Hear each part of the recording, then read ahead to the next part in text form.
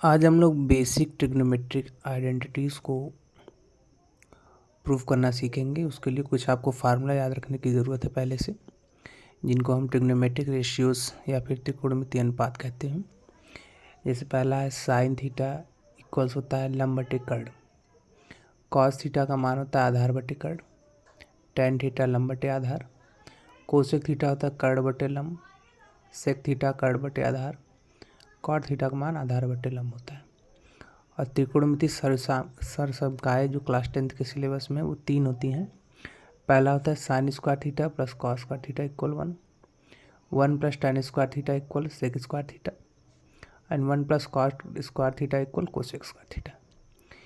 इसको प्रूव करने के लिए हम पाइथागोरस थ्योरम का यूज़ करने वाले हैं। पाइथागोरस थ्योरम देखिए क्या होता है। पाइथागोरस थ्योरम प्रमेय। पाइथागोरस प्रमेय देखिए क्या कहता है। कर्ण का स्क्वायर बराबर लंब का स्क्वायर प्लस आधार का स्क्वायर, ये होता है। अगर इस पाइथागोरस प्रमेय में हम दोनों पक्षों में कर्ण स्क्वायर से भाग कर दें, दोनों पक्षों में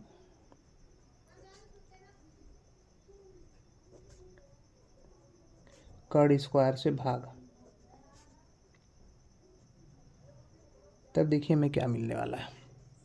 इधर में मिलेगा कर्ण का स्क्वायर बटे कर्ण का स्क्वायर, क्योंकि कर्ण स्क्वायर से हम भाग दे रहे हैं, बराबर लंब का स्क्वायर बटे कर्ण का स्क्वायर प्लस आधार का स्क्वायर बटे कर्ण का स्क्वायर।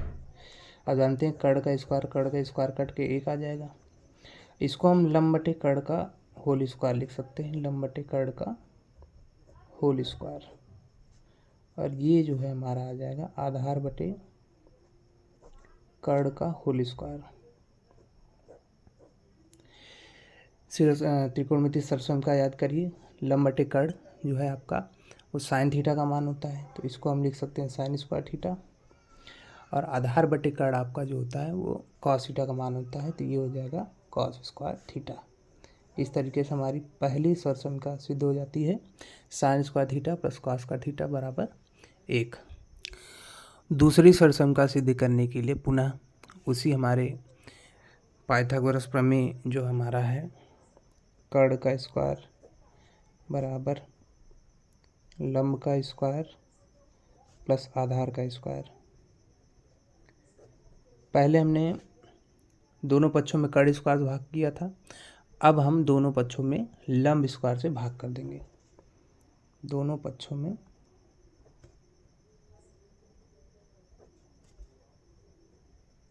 लंब स्क्वायर से भाग।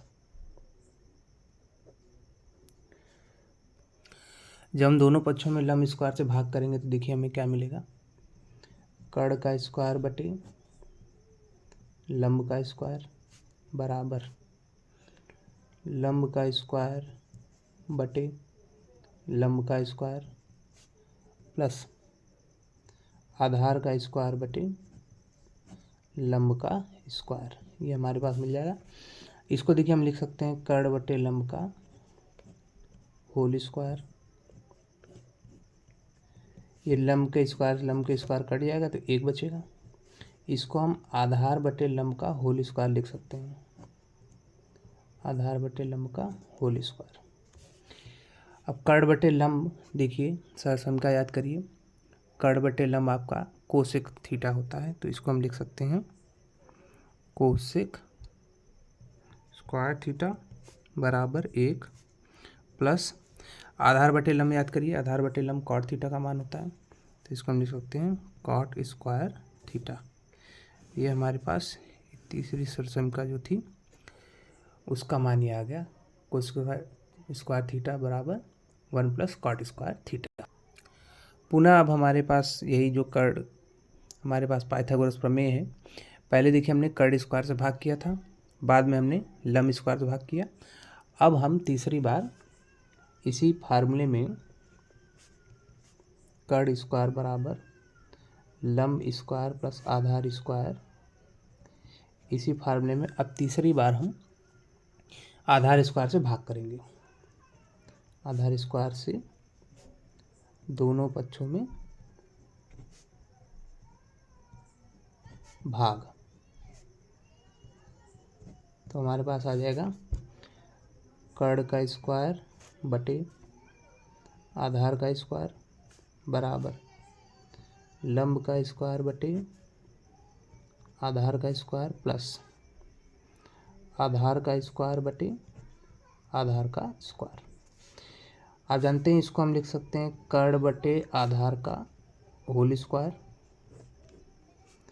ये हो गया लंब बटे आधार का होल स्क्वायर, और ये देखिए आधार स्क्वायर से आधार स्क्वायर कट के एक आ जाएगा।